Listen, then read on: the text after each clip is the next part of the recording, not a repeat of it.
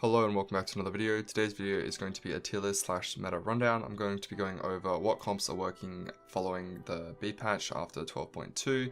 And so in this video, you'll learn how to play the comps briefly and also which ones you should be playing. The only real S tier comp in this patch is currently Xayah. The reason is because it's really forcible every single game. It doesn't really have too many counter matchups and it caps really high with good use of legendaries. Standard Xayah board is going to be 6 Rage Ring. You're using Hecarim, Shen and Xayah normally, and then if you're lucky enough to get a Shyvana on 8, you can also play that. Xayah needs Rage Blade and Giant Slayer, and then the third option is usually going to be a defensive one. You can run QSS as best in slot, however sometimes you can get away with other items such as Runins or Deathblade or anything like that. The Frozen Heart on Shyvana is really good because Shyvana lands directly in the center of a really large clump of enemies. Sunfire Cape's a good way to apply the anti-heal, although Shyvana can apply Morello just as well. The reason this board works so well is because if you don't happen to hit the Shyvana, with the same itemization, you can pivot to the guild variation where you're using Talon to hold the items for Shyvana. Talon stays alive for a very long time due to his ulti. That way he can use Frozen Heart and apply it to every single unit across the map as well as Sunfire. Any generic frontline items can go on Ornn or Hecarim depending on if you 2-star them, and remember if you're playing the guild variation you always want Qiyana. Not only does this give Sin to Talon, but Tempest is really valuable in endgame team fights. Also you can tech in Bard, Soraka and or Yasuo if you happen to hit them on 8, otherwise you push 9 and get them as well. Soraka is probably the worst out of the 3 legendaries to tech in, so make sure that if you're choosing between them, you're throwing in a Yasuo and or Bard if you can instead. Any extra 80 items can go on Yasuo or Talon for sure. Generic frontliner items go on whoever you 2-star at the front. Remember that you don't need Nico unless you're playing Shyvana, however she's a good frontline unit if you happen to hit her on your level 8 rolldown regardless. Make sure that your Twitch is opposite side to Xayah so she can bait ultis such as Sona as well as some of the others. However, if you happen to have a Zeke's, then of course you can put them same side, although I don't really go for a Zeke's because with 6 Rage Wing you have more than enough attack speed on Xayah. The Dragon Alliance comp is pretty flexible. You're usually playing around a Deja carry with whatever dragons you hit for frontline. Usually this is just going to be Shiryu Siphon because Idas got quite heavily nerfed last patch. Ideally you're playing a Yasuo as your 4th Mirage, however if you happen to hit an Idas 2-star then you can play Leona as this gives him Guardian. Normally you're playing Lulu for Mystic with Shiryu, it also gives attack speed to Deja, however if you're lucky enough to hit a Bard this gives Deja mana which is just as good. You can sometimes play Shyvana, although most of the time it's more safe to just get a 2-star ACOS dragon rather than playing a 1-star Shyvana. If you push 9 you can sometimes 2-star Shyvana and cap your board that way.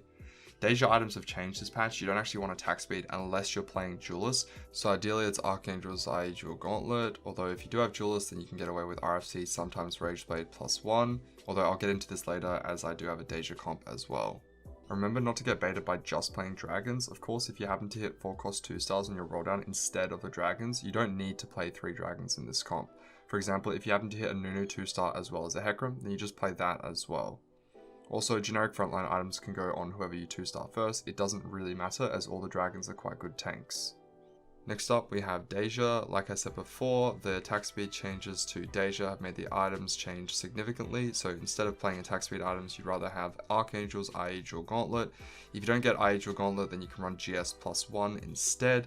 Now you're only playing 6 Mirage if you happen to hit Yasuo. If you don't hit Yasuo then you usually just play 4 Mirage, however if you have an Augment then that makes up for having Yasuo anyway. Ideally you're hitting a Hecarim 2-star on your rolldown as well because you're always playing Nunu in this board. And then if you are playing 6 Mirage then you can throw in a Braum as well because Braum as a 2 cost is still really good at level 8 just because he's an unbalanced unit. Ideally you're hitting Bard at 8 as well. This is because it gives you more mana to your Deja, which is really significant considering how low Deja's attack speed is, and you actually want Deja casting lots during the fight because most of the damage comes from the wave now as opposed to his auto attacks. Of course, if the Mirage is instead Duelist, you can run the attack speed variant. However, most of the time, you'd rather just play this around Dawnbringers, Warlords, or anything like that. You don't really want to play this comp when you're playing Pirates because you're not getting any extra stacks. You just play Pirates in the early game and then pivot into a different comp instead. Also know that if the Mirage is Executioners, you don't want Eye Dual Gauntlet because he's critting anyway, so it's just going to be Archangel's GS +1.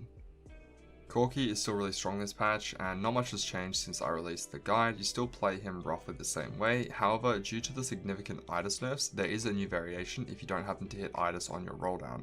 Instead, if you happen to 2-star Siphon, you can actually run Siphon Silas as your frontline, as opposed to Idis +1 Guardian.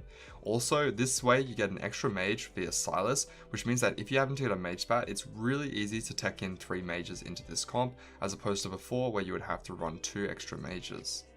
Of course, you can drop Tristana for Heimerdinger to make this easier. However, having 2 Cannoneer in this comp is a little bit more significant after the buffs, so ideally you're just playing a Zoe and you're keeping the Tristana for the rest of the game. Of course, Bard is still really good in this comp, regardless if you're running Idis or Siphon. Generic frontline items can go on Siphon or Idis depending on which one you 2-star. Of course, you're itemizing your Corki mainly, and then any extra AP items can go on Sona if she has a mage spat. Otherwise, if you're playing Zoe as well, you can just throw them on her. Also, it's really important to note that if you're running the Siphon Silas variant, you do already have Whispers in, so you don't want to Last Whisper on Corki, just run a 3rd best in slot item instead. With the buffs to Silas, Vladimir, and Astrals, it's a lot easier to play AP Flex this patch. That being said, it's still a really difficult comp, with a really high cap as well as a high skill cap. Your endgame board is going to be Aoshin with a Shojin +1 damage item. It can be Archangels or Rabadons, it doesn't really matter, and then your final item is pretty flexible. You're playing Ornn 2-star as your frontline, as well as Silas, because then you get Bruiser. He's 1 mage, so you need 2 more. Zoe is always going to be the best 2nd mage, and then your 3rd mage can be Heimerdinger if you've been stacking up your Nomsy. Otherwise, you can run Lilia if you happen to hit a Hecarim 2-star to give the Cav synergy. And finally, you can run Nami for Mystic if you think you need it in your lobby. Getting Bard in this board is also really important because it gives your Aoshin more mana, and because he has such a high mana cost, you really want to make sure that that's happening. If you get a mage spat and you can put it on your Yasuo, this gives you a lot of extra frontline. Even if you don't happen to have a mage spat, Yasuo is still good generic frontline. However, the most important thing for this comp is making sure you have enough frontline so that Aoshin can guarantee he gets his cast off before your frontline is dead. You're always running Ornn 2-star as well as Silas in this board. However, if you happen to hit a Hecarim 2-star, just play Lilia and then you run him as well. It's all about getting good frontline and making sure that you can get to this board and be comfortable on level 8 so you can push 9. If you can't go 9 with this board, it's really difficult to cap as you'll rarely be able to 2-star your other units such as Zoe and Aoshin. Bard 2-star is not really worth the gold, you don't need him in this board. However, if you happen to hit him after you've already upgraded your frontline, then of course it's fine. The final A tier comp we have for this patch is Shoryu Carry. Now Shoryu is a really strong bruiser and a lot of the supporting units surrounding Shoryu are really strong as well.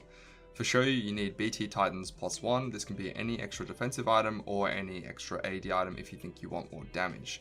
Generic frontline items can go on Nico, and then your backline AP carry is going to be either Anivia or Sona. You're always running Lulu in this board, so you're pivoting between Anivia or Sona 2-star, depending on which one you hit first. You can of course 3-star Anivia, however that's going to be a little bit more rare, and dependent on whether or not you're itemizing her. As for backline items, you ideally want Shojin Archangels +1. You can go Morello if you think you need anti-heal, otherwise Sunfire Cape on Nico is fine. And you can go Gunblade Anivia if you happen to 3-star her. Otherwise, the healing from it is not that much, and if you have a Jade Augment, you're running 9 Jade anyway, so you don't really need the extra healing. Make sure to position your Nico at the front so that she's popping her ult at the start, and Shoryu's not getting aggro straight away. You want Shoryu to be getting aggro after Nico's already ulted and gets to low HP. Starting off with B tier, we have Elise. Now Elise caps the highest if you can get a Raka on your board because she synergizes really well with the high HP from the Shapeshifters. However, most of the time you're going to be stuck on 7 or 8, so you're just running this variant with this positioning instead. Usually you're going to stay on level 7 and 3-star your Elise, or if you're high rolling, you can go 8 if you're healthy enough and you think you can still 3-star your Elise anyway. Best in slot for Elise is Rageblade QSS plus BT, however this comp caps a lot higher if you can get Celestial Blessing. Celestial Blessing 2 or 3 means you can ditch the BT and run Giant Slayer instead. This makes Elise a lot stronger as she won't get stuck on any tanks, which is the only way that Elise really loses. The whole thing about Elise is because Whispers is such a strong synergy, if you have the Rageblade and you can eventually get towards overtime, Elise will be able to 1v9 most boards if she has enough stacks. You don't always need anti-heal on this board, however if you do have it, you just throw it on Nico. Most of your bruiser and frontline items will go on Siphon, as Siphon 2-star is usually going to be better than Nico anyway. You're always running Silas and Thresh so that you can get 6 Whispers, and you're running Swain so that you can get 4 Shapeshifter. If you happen to get any augments, you can change this around slightly. Of course, you can also run Pike over Thresh if you get to that endgame point. However, most of the time, Thresh is just going to be better anyway, as an unitemized Pike doesn't really do too much. The rear Ultra Stunner board is very similar to the Corki with pretty much the same items. The only difference is you're staying level 6 and slow rolling for Tristana 3. If you happen to get lucky and you 3-star your Thresh and or Braum, you can keep them in your final board as well. Otherwise, you're just pushing levels, and similar to the Corki board, you're either looking for Idis plus Braum or Siphon plus Silas. With Siphon carry this patch, you're just playing around Siphon Silas plus vertical bruises. Sometimes you can pivot the board to fit in 6 Whispers if you get to endgame, and you can play around Pike as well. Siphon is using BT plus Titans, very similar to Shiryu, and then your final item is very flexible. You can use Rageblade, Runins, just depending on what you hit. Generic frontline items can go on Ornn. You can tech in Tempest as well if you think you need it. And again, a really nice synergy is the fact that you can run a Thresh and a Pike to give 6 Whispers, and then if you tech in Kiana, you're getting Sin for your Pike as well as Tempest for your Ornn. Because of the Astral buffs this patch, it's a lot easier to play Varus and Alawi and 3-star both of them whilst doing so. Trade Sector makes this comp a lot better because you're getting a lot more free Astral shops. You're usually going to be playing Skarner, Alawi, Varus in the early game. Ezreal's ideally going to be your Swift shot because you're always running Ornn once you find him later. Once you 3-star your Alawi and Varus, you can drop the Skarner as you don't really need the Astral shops anymore. You're just playing vertical bruises and then teching in any legendaries you find at 8. Make sure you're sending it down on 7 if you're close to 3-starring either Alawi or Varus, as it's important that you're spiking during stage 4, as this comp usually caps out at a 3rd if you don't happen to high roll. So if you're, for example, greeting on level 7 with 50 gold slow rolling stage 4, then you're missing out on the time where you can be punishing the lobby, as you could be spiking a lot sooner. You only really want to play around Dragomancer Flex if you happen to hit an augment, otherwise it's a lot harder to fit all of the units. Ideally, you're itemizing your Lee Sin with Aegis Gauntlet plus 1 healing, either BT or Hodge, and you can use Swain as a secondary carry with Rageblade, Archangels plus CS. If Swain is your main carry and you're putting the Dragomancer on him, then make sure you're teching in Ragewing, which is going to be set plus 1 extra. Shiryu is usually the unit that you tech in once you go 8 or 9. This is because the Jade statue is really high value at both the front line and the back line, because you want to make sure that your Lee Sin is getting extra healing, as well as the fact that Swain is getting more attack speed. However, you can vary this comp depending on who you're carrying. It's just not great this patch because you do need to hit these 3-stars, otherwise you're going to be losing out to more capped boards. Finally, we have C tier, which I don't really recommend unless you high roll augments, upgrades, and itemization, which most of the time isn't going to be that consistent. First up, we have Rise. You're playing Rise around 5 mages. You're slow rolling on 7 for Rise 3-star, as well as Silas. And if you're playing around Astrals, you can sometimes 3-star Alawi as your frontline as well. The most important thing about this comp is getting the 3-star Rise with Shojin Archangels plus 1 and making sure you have enough frontline. If you don't have enough frontline, then similar to the Alshin board, Rise just isn't going to be able to do enough damage because he won't ramp up. It's really important that when you go 8, you can tech in Bard, as not only does this give Guild to Rise, which increases his DPS significantly, but it also increases his mana, which does the exact same thing.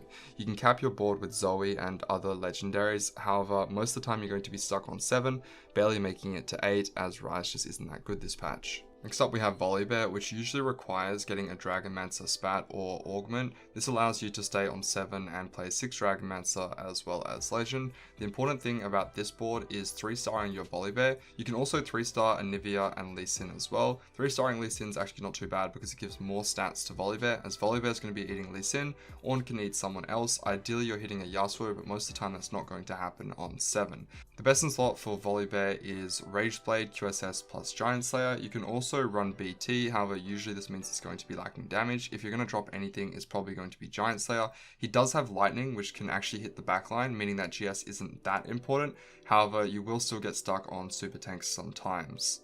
The Yone board is Yone, Shen plus 4 Guardian. You're slow rolling at 6 for Braum, Thresh, Shen, and Yone. Yone is the only one that really matters. If you happen to hit the other ones 3-star as well, then that's great, but you definitely don't need them. Once you 3-star your Yone, you can start to push levels. Usually you're dropping Tarek for Idis, and then just playing whatever else you hit. If you can go 9 with this board, then eventually you're obviously going to be playing Yasuo, however most of the time that's not going to happen. If you don't happen to hit an Idis, instead of dropping Tarek for Idis, you can instead play 6 Mirage, which is going to involve Deja. Now normally you need more frontline, which is why I prefer to run Idis. However, due to the significant nerfs, if you feel that you have enough frontline, then of course Deja is going to be fine. That being said, if you don't have any items for Deja, then he's not going to be doing much, so you don't really want to run him anyway, and instead you can just run whatever legendaries you hit. Best in slot for Yone is Rageblade QSS plus 1. Normally you're going to need healing, which means you're going to be running Gunblade, Hodge, or BT. However, if you're lucky enough to get a healing augment, then you can run Giant Slayer, as without Giant Slayer, Yone usually gets stuck on frontline. It's kind of similar to Elise in the sense that you want healing augments, otherwise it's really hard to cap this board. With the new changes to Sin AI as well as the Diana nerfs, this board is a lot less consistent. If you want to play it though, it's Sin Olaf with IE Runins. You can also run RFC over either of these two. Usually Diana can hold on to a lot of items. Frozen Heart as well as anti-heal is pretty significant as well. Most of the time you're going to be trying to 3-star them on level 7. Once you go 8 you can throw in Ornn. However, I typically think that Ornn is actually better than Shen, as the Tempest buff is just too significant. You don't really need Warrior on Olaf that much, however you just play what you hit. If you get multiple Sin spats, you can also play Pyke on 8 or 9, as 6 Sins is really significant in this comp. However, this is the standard variation. It doesn't cap very high, and it gets hard counted by Shiryu Siphon, so that's why it's not really meta right now. You need to commit to the Karma comp at the very beginning of the game. You need to hit Blue Battery as an augment, and you need to have best in slot Karma. It's for these reasons why the comp's only C tier. However, if all the stars align, this comp's actually not too bad. So ideally you're opening with 3 Jade and a lot of Karmas, Blue Battery, and you want blue buff on Karma. You can either go Archangels plus 1, which is usually going to be GS or Gunblade. However, if you get Dragonmancer augments, you can run 6 Dragonmancer, buff up your Karma, and then go IE Jewel Gauntlet. Remember, if you're only running 3 Dragonmancer, the IE Jewel Gauntlet is going to be worse than Archangels. This comp does really well, however, if the lobby's playing Mystic as well as Dragonclaw, then Karma can often get stuck on Dragons, and it's for this reason why it's stuck at C tier, even if you do happen to high roll augments and upgrades. In the early game, you're just playing around 3 Dragonmancer and Jade, and then eventually you're going to pivot into either 6 Dragonmancer or 6 Jade. And that is the end of the video. I hope you guys did enjoy learning about the meta comps for patch 12.2 post B patch. This is going to be the meta for the next 2 weeks, and do keep in mind I'm making this video fairly fresh, so there is a chance that things will change slightly. However, I think for the most part this is going to be relatively accurate for the next 2 weeks. If you guys have any questions, feel free to leave them down in the comments below. I'm more than happy to answer them, and if you want to have a live discussion about anything, then come check me out on Twitch. I've been streaming a lot recently and I'm live most days. Thank you guys so much for watching, and as always I look forward to seeing you in the next one.